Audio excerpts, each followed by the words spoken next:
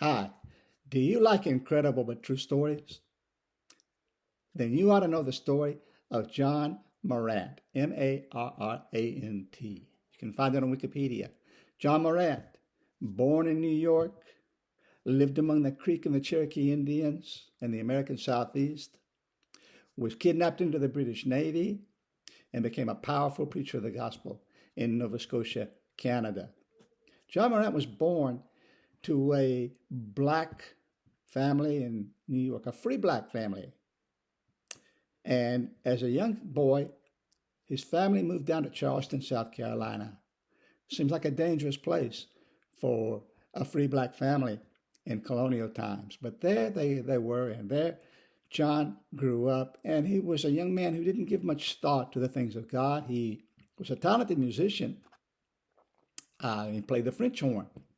One night, John Marrant and his buddies were passing by the door of a meeting house in Charleston where the great evangelist George Whitefield was preaching. Well, John Marrant thought he'd have some fun and break up the meeting, and he let out a blast on his French horn. But the power of the Holy Spirit in George Whitefield was stronger than John Marrant. And Whitefield looked at the young man, pointed his finger at him, and cited the text he was going to preach from. Prepare to meet thy God, O Israel. And at that moment, the power of the Holy Spirit came on John Marrant and knocked him to the floor, and he was out for several minutes. In his account, he says, I thought I saw the devil on every side of me. He was unable to get up, and so his friends carried him home. Later, George Whitefield visited John Marrant and told him, Jesus Christ has got thee at last. The Lord has got you, John Marrant. And he was gloriously converted to Christ.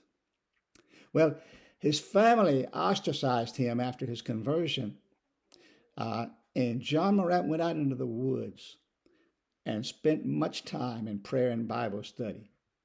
There in the woods of South Carolina, he met a Cherokee Indian whom he befriended. They became friends, and this Cherokee Indian took John back to his village, the principal town of the Cherokees. But there, the chief told John Marrant he couldn't come in.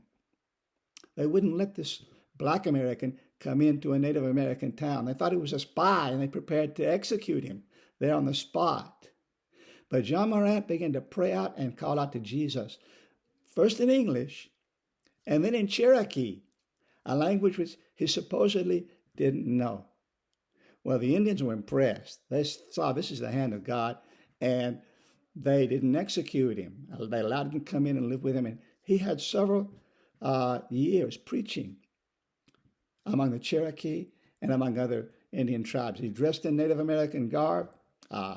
He assimilated into their culture and had a fruitful ministry there. But later, he decided it was time to go back to South Carolina and preach to his own people. This free black man felt God calling him to go and preach to enslaved black people on the plantations of South Carolina. And there was one plantation where he won several people to Christ, and he discipled them, he taught them the Bible and to walk in the ways of God. But the owner of the plantation was suspicious. He thought John Marrant was going to give ideas to his slaves. He was going to make them uppity and provoke a slave rebellion. So he rounded up all the slaves who had been listening to John's preaching, and he had them flogged. He didn't beat John Marrant because he was a free man. But Marrant confronted the slave owner later. He said, the blood of those whom you had beaten this morning is upon your head. Well, soon after that, the wife of that slave owner died. John Marrant went on to preach to black, white, and Native American people in the Charleston area.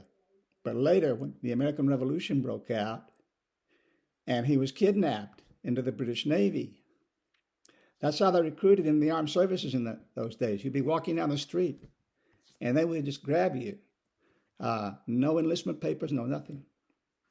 After many adventures during the revolution, John moved to Nova Scotia, where many of the free and the emancipated Black Americans had moved because they were loyal to the British Crown. The British government had promised freedom to all the slaves who would fight on their side. So there was a big population of African Americans in Nova Scotia. John Marrant had a fruitful ministry with them, and to the Indians, and to the white population. There were integrated meetings back in the time when equality of the races was unknown. John Marrant preached powerfully the gospel of Jesus Christ and the power of the Holy Spirit. And there's one more remarkable thing that happened in his ministry. One day, John Marrant was preaching to a group there in Nova Scotia. The power of God was present. People were under conviction of sin.